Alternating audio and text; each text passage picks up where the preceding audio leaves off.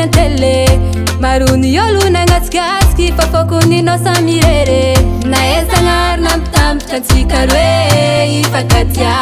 tiako amitsika roe ziskambats hoe tsisy miala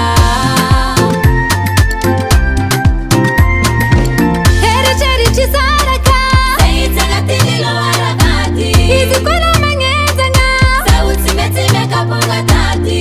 volagn'olo tsy rafa hoan fa fombadibadiagna be walawala aza mitandregny favany filany fa mafaly rô mahitolo miakany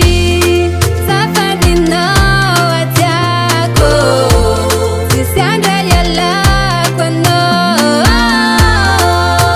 maherizao koa ankilanao tiako marikitranao aza misy natampo ialako aminao aza misy natampo isarako aminao satria vokifitiavagna tambitamby na fapoza zegny tsy afoiziko anao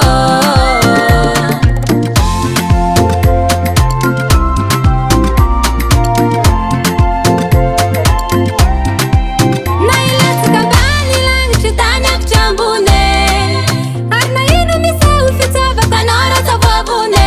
taminao rô tegna nafapo ampialantagako anao fa zavatsika nintsika roa tegna izy fa tsy sangy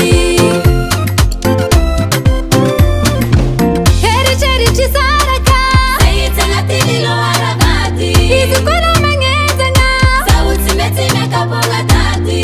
volagn'olo tsy rafa hoan fa fombadibadiagna be walawala aza mitandregny favany filany fa mafaly rô mahitolo miakany